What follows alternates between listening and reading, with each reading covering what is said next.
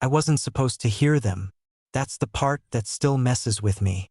If I hadn't come home early that Thursday, if my meeting hadn't been canceled last minute, if I hadn't walked into the apartment quietly because I was trying not to wake Aiden from what I assumed was one of his afternoon naps, I probably never would have known. But I did. And once you hear something like that, you can't unhear it. Aiden and I had been roommates for almost 8 months. We met through a mutual friend who swore we'd get along because we were both chill and low maintenance, which was mostly true. We split bills on time. We didn't steal each other's food. We gave each other space. He worked remote in marketing. I worked at a physical therapy clinic. So most mornings I'd leave before he even rolled out of bed. When I'd get home, he'd usually be at his desk with headphones on, typing away. We weren't best friends, but we had a rhythm. Late night takeout, random gym sessions together, watching dumb reality shows on the couch. Comfortable. Too comfortable, maybe. The first time I noticed something was off was about a month ago. I'd walked past his room and heard my name. Waylon. Not loud. Not dramatic. Just soft. Almost thoughtful. I slowed down without meaning to. His door was slightly cracked. I figured he was on the phone. Then I heard him again. I don't know why he does that. It drives me insane.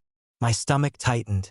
I stood there like an idiot for a solid 5 seconds before realizing how bad that looked. So I forced myself to keep walking, heart beating harder than it should have been. That night, I overanalyzed everything. Did I leave dishes in the sink? Did I forget to Venmo him for utilities? Was I being annoying without realizing it? The next day, he acted completely normal. Made coffee. Asked how work was. Sent me a meme later about one of our patients who walked like a zombie. So I convinced myself I imagined the tone. But then it happened again. A week later, I was grabbing my jacket from the hallway closet when I heard his voice through his door. Lower this time. More private. I swear, when he smiles at me like that, I lose my train of thought. I froze. There was a pause. Then I heard something I didn't expect. A soft exhale. Almost shaky. He has no idea. I didn't wait to hear more. I left. That sentence replayed in my head the entire drive to work. He has no idea. No idea about what? I tried to brush it off. Maybe he was talking about someone else. Maybe I was being narcissistic, assuming everything revolved around me. But deep down, I knew. Aiden didn't bring people over much. He didn't talk about dating. Whenever I asked, he'd shrug it off. Not really seeing anyone right now. I figured he just wasn't into relationships. Still, something about the way he'd been looking at me lately felt different. Like he was studying me when he thought I wasn't paying attention. And I'd noticed. I just hadn't let myself think too hard about it. Because here's the thing. I'm not oblivious. I know when someone's attracted to me. And I'd caught myself wondering about Aiden too. Late at night. In ways that weren't exactly roommate-friendly. Till Thursday. I came home around 2 p.m. The apartment was quiet. No TV. No music. Just the faint hum of his desk fan. I set my keys down softly and headed toward my room. That's when I heard it. His voice. Clear. Focused. And definitely not on a call. Voice note, May 12th. My stomach dropped. Voice note? I stopped walking. There was a small gap in his door again. And I could hear him. This is stupid, he muttered. But I need to get it out somewhere. There was a pause. I could picture him sitting at his desk, phone in hand. Then, Waylon wore that black t-shirt again today. My chest tightened so fast it almost hurt. I don't know why that shirt messes with my head so much. It fits him perfectly. And when he stretches in the kitchen, he cut himself off with a frustrated sigh. This is getting out of hand. I felt heat rush up my neck. He wasn't complaining about me. He was talking about me. Recording himself talking about me. I should have walked away. I should have given him privacy. But I didn't move. I keep telling myself it's just a phase. He continued quietly. He's my roommate. That's it. But then he laughs at something stupid I say and looks at me like I matter. And I just... Another pause. Longer this time. I think I'm in trouble. My heart was pounding so loud I was convinced he could hear it through the wall. There was a small shift of his chair. I notice everything about him. The way he rubs the back of his neck when he's stressed. The way he checks on me when I've had a bad day. The way he doesn't realize how attractive he is. My throat felt dry. I wasn't breathing properly. "He'd never see me like that," Aiden said softly. "He's probably straight. Or even if he's not, I don't think I'm his type." I almost laughed at how wrong he was. But I didn't. I stayed there, frozen, as he finished. I just needed to say it somewhere. Because if I keep pretending I don't feel this, it's going to eat me alive. A click. Silence. I stepped back so fast I nearly knocked over a plant. My brain was scrambling. Voice notes. Plural. He'd said the date. That meant there were more. How many times had he done this? How long had he been recording himself talking about me? And why did it make my chest feel warm instead of angry? I should have felt violated, weirded out. Instead, I felt exposed in a way I couldn't explain. Because I'd been having thoughts too. Thoughts about the way Aiden's voice drops when he's tired. About the way his hands look when he's cooking.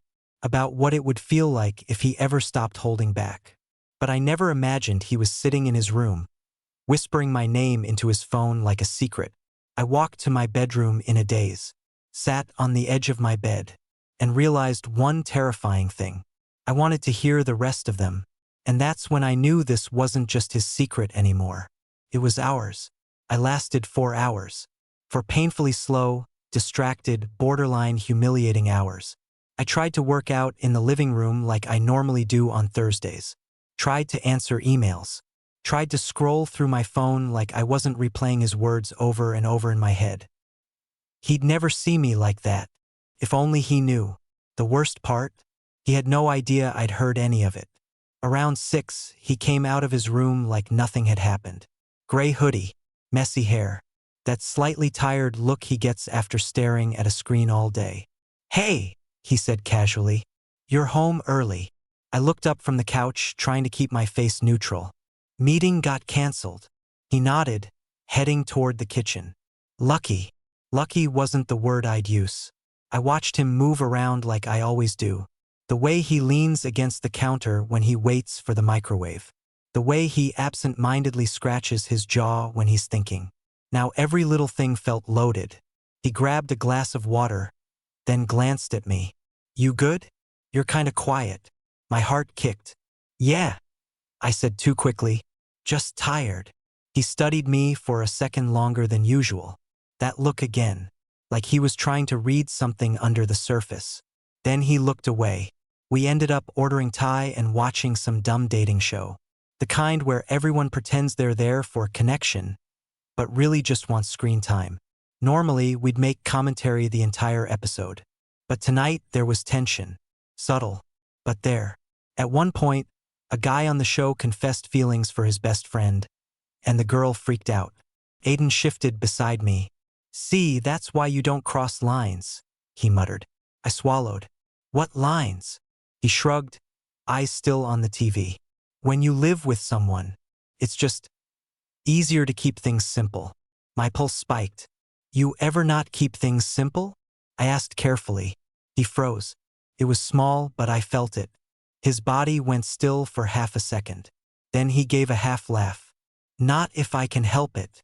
That hurt more than I expected, because now I knew what he meant.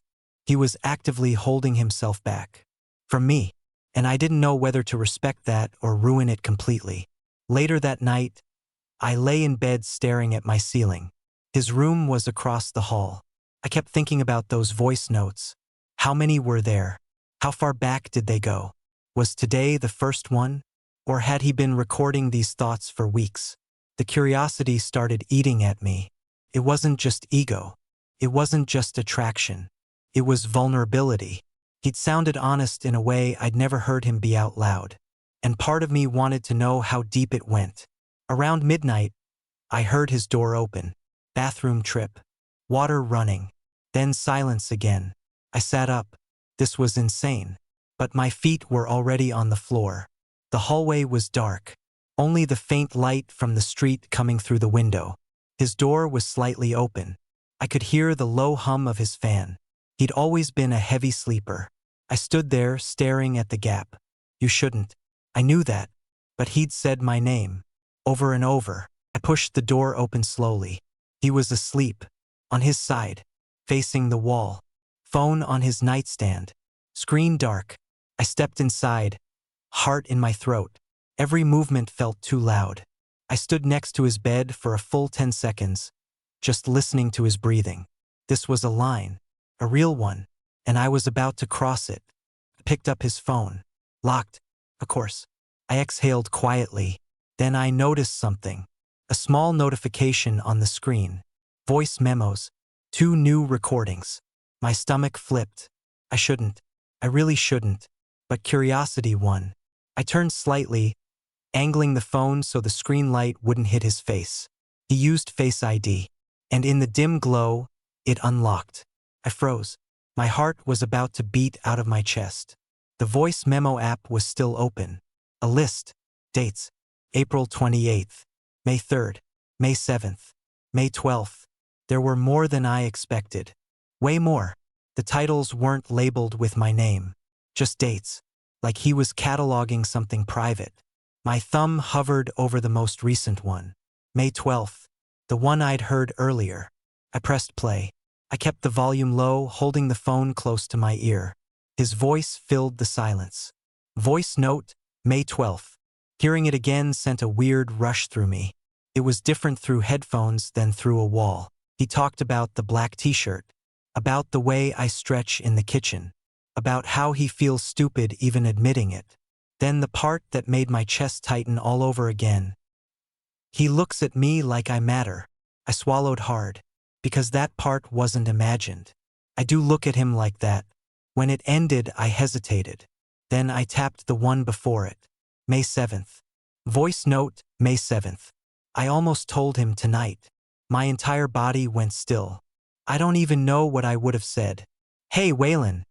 By the way, I think about you when I'm trying to fall asleep. That would go over great. He gave a quiet, self-deprecating laugh.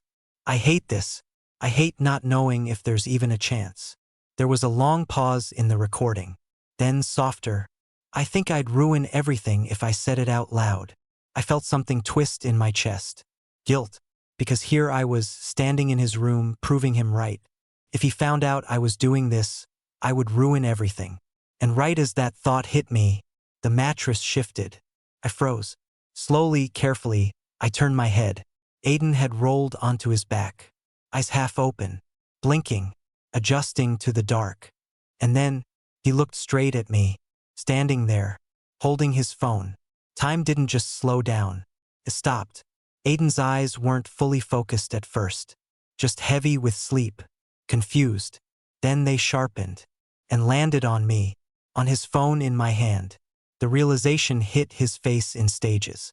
Confusion, recognition, then something like fear. Waylon. His voice was rough, barely above a whisper. My brain short-circuited. I should have said something immediately. Anything. A joke. An excuse. Instead, I just stood there like an idiot caught red-handed. My throat felt dry. I heard you earlier. That was the worst possible opening. His jaw tightened slightly. You heard what? I swallowed and forced myself not to look away. The voice note. Silence. Not the comfortable kind. The kind that feels like all the air has been pulled out of the room. His eyes flicked to the phone in my hand, then back to my face. How much? He asked quietly.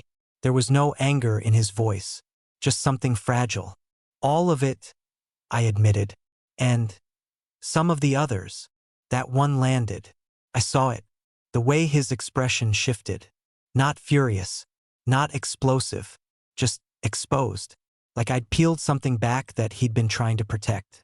He slowly pushed himself up, sitting against the headboard. Blanket pooling around his waist. You went through my phone, he said. Not accusing. Just stating it.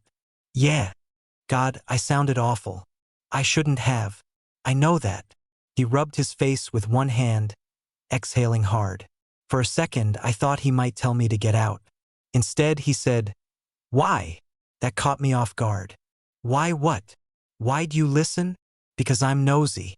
Because my ego liked it. Because I wanted proof.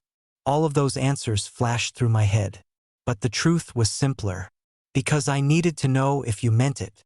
His eyes snapped back to mine. Meant what? Everything. My heart was pounding so loud I could barely hear my own voice. The way you talk about me. The way you feel. The word hung there. Feel. He looked at me like he was trying to decide if this was some kind of trap. You think I'd fake voice notes to myself? He asked, a small, bitter edge creeping in. No. I ran a hand through my hair. I didn't know if it was just attraction or if it was something more. His throat moved as he swallowed. It's not just attraction. That was quiet, but steady. I stepped a little closer without thinking. How long? I asked. He hesitated. Since March. March. That was 3 months ago. 3 months of him sitting in this room, talking into his phone instead of saying it to me. Why didn't you just tell me? I asked softly. A humorless laugh escaped him. Because I like living here. Because I like you in my life. Because if you didn't feel the same way, I'd lose both. That hit harder than anything else. He wasn't afraid of rejection. He was afraid of losing me. I realized I was still holding his phone. I gently set it back on the nightstand. I didn't know, I said. I swear I didn't. I know, he replied immediately. That's kind of the problem. There was no bitterness in it.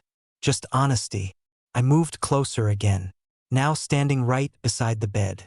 You said something in the May 7th one, I said. His eyes narrowed slightly. You listened to that too? Yeah. He groaned quietly. Great. You said you almost told me. He didn't respond. You said you think about me when you're trying to fall asleep. His face flushed. Even in the dim light, I could see it. I can't believe you're quoting my own humiliation back at me. It's not humiliation. He looked up at me then. Aiden, I said quietly. Do you know how many times I've stood in the kitchen pretending not to notice you looking at me? His breathing changed. Just slightly. I thought I was imagining it, I continued. Or projecting. He didn't move. I've wanted to say something too. That broke something open in his expression. Don't, he said quickly. Don't say that just because you feel bad. I'm not. He searched my face. For doubt. For hesitation. He didn't find it. You're not straight, he said carefully. It wasn't a question. No, I admitted.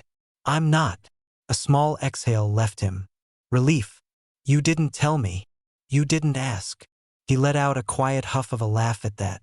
You really listened to all of them? He asked. Not all, I said. Just the last 2. He nodded slowly. There's one from April where I talk about your hands for 3 minutes straight.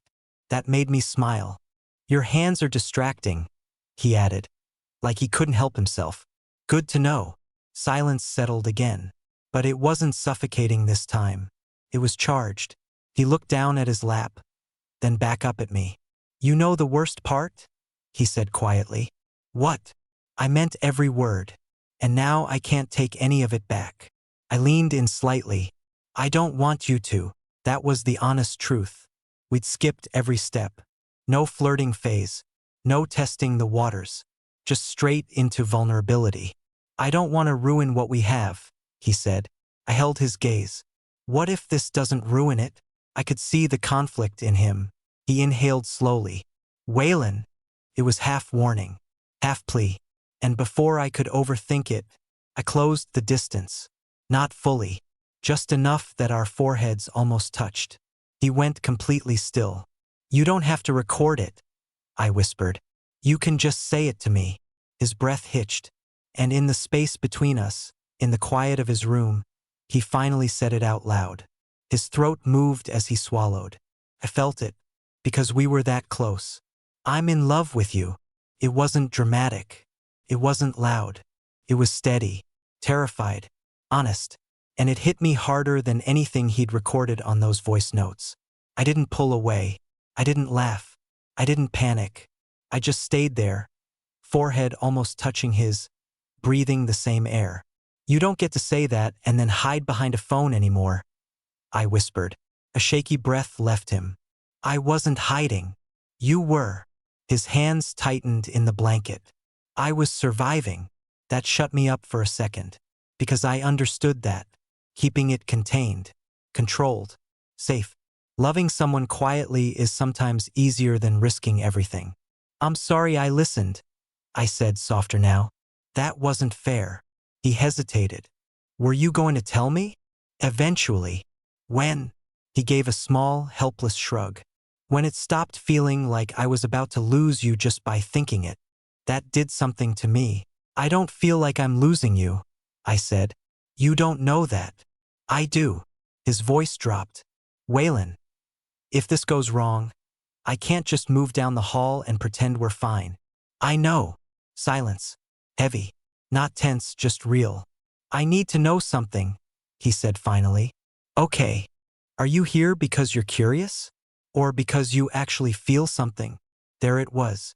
The real question. Not attraction. Not tension. Something deeper. I leaned back just enough to look at him.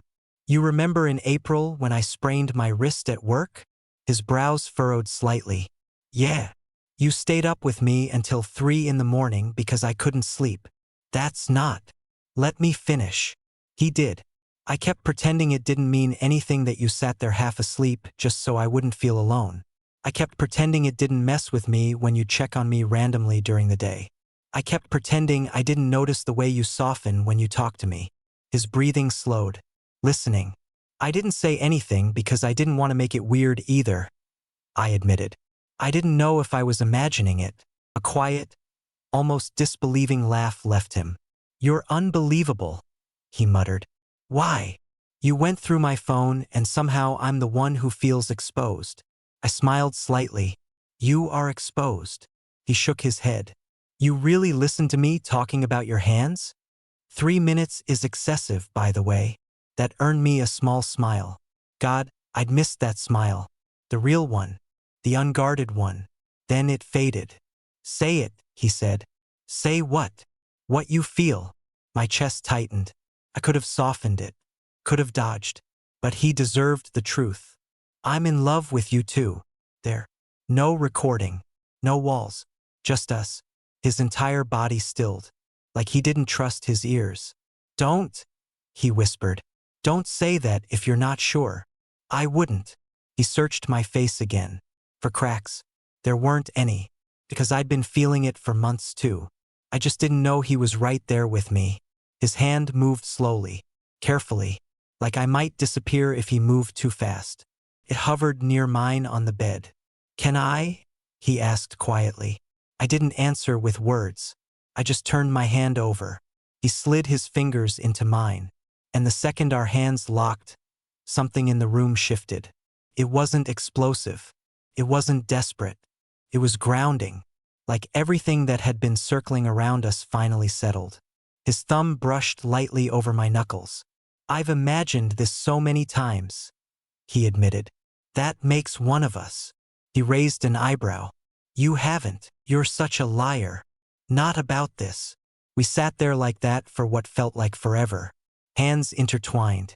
Foreheads close. Breathing synced. I'm scared, he admitted quietly. Me too. Good. I smiled. Why is that good? Because it means this actually matters. I couldn't argue with that. His forehead rested against mine again. You heard everything, he whispered. Yeah. Even the part where I said I think about you when I'm trying to fall asleep? I smiled faintly. Especially that part. His cheeks flushed again. Good, I said softly. Because now you don't have to imagine it. His breath hitched. You're dangerous. Only when necessary.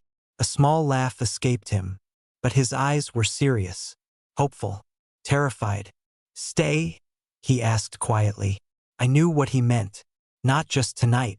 Stay in this. Stay with him. I squeezed his hand. I'm not going anywhere. And for the first time since I heard my name through that door, neither was he. I didn't go back to my room that night. I turned onto his side so we were facing each other fully. The streetlight outside cast faint shadows across his face, highlighting the nervous tension still lingering in his expression. You're not freaking out? He asked quietly. Are you? A little. I nodded. Same. That seemed to relax him. At least we were honest. I keep thinking you're going to wake up tomorrow and regret this, he admitted. I let out a slow breath. I heard you say you think I'd never see you like that, I said. Do you really think I'd kiss you just to experiment? He hesitated. I don't know. I've had a lot of time to imagine worst-case scenarios. That's because you were alone with it. Not awkward. Just adjusting. I didn't realize how much pressure I was putting on myself, he said eventually. Recording those stupid voice notes like they were safer than just talking to you. They weren't stupid, he huffed softly. They were dramatic. They were honest. That landed. He looked at me like I'd just handed something back to him that he didn't expect to get. You really listened to the May 7th one? He asked again, like he still couldn't believe it. Yeah. You heard the part where I said I'd ruin everything if I told you. I did. And you still came in here. I held his gaze. You don't ruin something by telling the truth. His expression shifted. Less guarded. More open. You know what the worst one is? He said quietly. Which one? April 28th. I raised an eyebrow. What happened April 28th? He looked almost embarrassed. That's the one where I realized I was past just having a crush. Something tightened in my chest. What changed? You were on the couch, half asleep, and you called my name like you needed me. I blinked. I don't remember that. You were exhausted. You just mumbled it. He swallowed. And I remember thinking, I'd do anything if you actually needed me like that. That wasn't lust. That wasn't curiosity. That was love. I do need you, I said quietly. His breath caught again. Don't say that unless you mean it. I mean it. There it was again. That fragile line between vulnerability and fear. You really weren't going to say anything?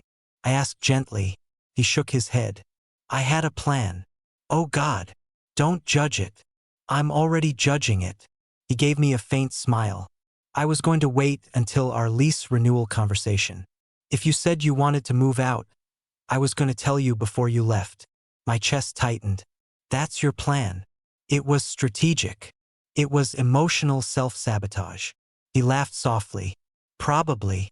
I studied him in the dim light. 3 months of him sitting alone in this room, whispering into his phone instead of risking rejection. And I'd been 10 feet away the entire time. You don't have to do that anymore, I said. Do what? Love me quietly. The words settled between us. Heavy. Real. His eyes searched mine again. You're sure? He asked, barely audible. I nodded. Yeah. He leaned forward, kissing me again. I feel like I've been holding my breath for months, he whispered. Then breathe.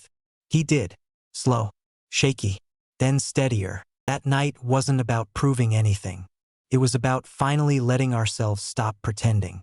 He fell asleep first, still holding my hand. And for the first time since I moved into that apartment, I didn't feel like we were just roommates. I felt like I was exactly where I was supposed to be. The next morning was the real test, and I had no idea how much it was about to change everything. I woke up before he did. I studied him for a moment. His hair falling into his eyes, his mouth slightly parted in sleep. This wasn't a secret anymore, and that was terrifying. My brain started racing immediately. What happens now? Do we talk about it? Do we act normal? Do we tell people? Do we what? He stirred slightly, brows furrowing before his eyes slowly opened. For half a second, he looked disoriented. Then he saw me, and everything came rushing back into his expression. Oh, he whispered. I smiled faintly. Morning. There was a pause. The kind where both people are waiting to see if the other pulls away. He didn't. Instead, he tightened his fingers around mine slightly. You're still here, he said quietly. Yeah. Another pause. You're not pretending last night didn't happen? I raised an eyebrow. You? No. Then I'm not either. Relief washed over his face so openly it almost hurt to watch. He rolled onto his back, staring at the ceiling for a second. This is insane, he muttered. Why? Because 3 days ago, I was recording voice notes about you like some hopeless idiot. And now you're in my bed. I propped myself up slightly on my elbow. You weren't an idiot. He glanced at me. I felt like one. Because you cared. He was quiet for a second. Yeah, he admitted. We lay there in silence again. But it felt different than the night before. Less charged. More grounded. Then reality knocked. Hard.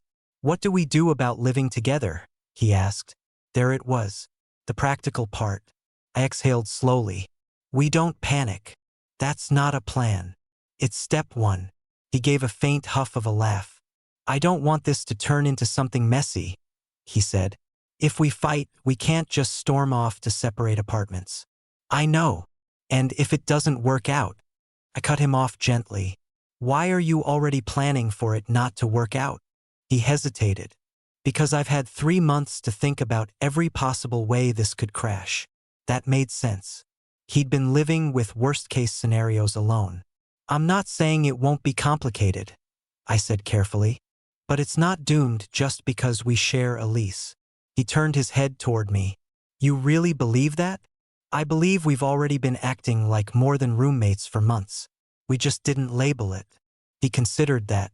You did make me soup when I had the flu, he admitted. You cried during that documentary and pretended it was allergies. He groaned. Don't bring that up. You literally leaned on my shoulder. I was emotionally compromised. I grinned. Exactly. His smile slowly returned, then faded into something more serious. There's something else, he said quietly. What? If this is real, I don't want to hide it. My stomach flipped slightly. Hide it how? I don't mean posting it everywhere, he clarified.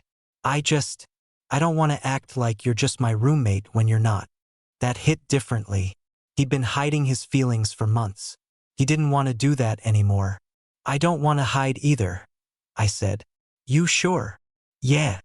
He studied me carefully. My parents don't know, he added. That you're into guys? He nodded. Mine do. His brows lifted slightly. Oh, yeah. He absorbed that. Does that make this easier for you? He asked. A little, I admitted. But this isn't about them. He nodded slowly. I don't know when I'll tell mine, he said. But if I'm going to do it, I don't want it to be for some hypothetical person in the future. My chest tightened. You'd do that? I asked quietly. He met my eyes. For you? Yeah. There was no hesitation. That scared me. In a good way. In a real way. I reached up and brushed his hair out of his eyes without thinking. He stilled at the touch. You don't have to blow up your life overnight, I said softly. We just started this. He covered my hand gently with his. I know. I don't want to go back to pretending. You won't. He exhaled slowly. Okay. We stayed like that for another minute, just breathing. Then he smirked slightly. You know what's ironic? What? I have a voice note scheduled for tonight. I blinked. Scheduled? Yeah. I record one every few days. It's kind of a habit now. I laughed under my breath. What were you planning to say? He hesitated. Probably something dramatic about how I'm definitely never telling you. I shook my head. Well, now you don't need it. He looked at me thoughtfully. Maybe I'll record one anyway. Why? He squeezed my hand gently. So I can remember what it felt like before this wasn't just mine. That hit harder than I expected. Before this wasn't just mine. We weren't secrets anymore. We were shared. And for the first time, that didn't feel terrifying. The first day of being us felt suspiciously normal. That's what threw me off. I expected fireworks, or awkwardness, or at least some kind of visible shift in the air. Instead, Aiden made coffee like he always did. I leaned against the counter like I always did. We brushed past each other in the kitchen like we had 100 times before. Oh my God! I grinned. What? You're going to be unbearable. 3 months of silent yearning built character. I deserve this. He rolled his eyes, but the corner of his mouth twitched. The thing is, we didn't suddenly become a different version of ourselves. We were still us, still teasing, still comfortable, just lighter, like the tension that had been humming quietly under everything finally dissolved. That night, we sat on the couch halfway through whatever show we weren't really paying attention to. He muted the TV. "What?" I asked. He didn't answer right away, just looked at me, really looked at me. "I keep waiting for it to feel fake," he admitted. "Does it?" "No." "Good." He swallowed. "I deleted them." "What?" "The voice notes." My chest tightened unexpectedly. "Why?" "Because they were written from a place where I didn't think I'd ever get this," he said quietly. "I don't want to hold on to that version of me. That hit deeper than I expected." "You sure?" I asked softly. He nodded. "I don't need them anymore." Silence settled between us. Not heavy, just reflective. "I was scared you'd think I was obsessive," he admitted. "You were," I said honestly. His eyebrows shot up. I smiled slightly, but in a human way, not a creepy way. He exhaled slowly. "I still can't believe you were standing there listening." "Yeah, not my best moment." "No," he said quietly. "It might have been." I frowned slightly. "Why?" "Because if you hadn't, I'd probably still be pretending." That was true.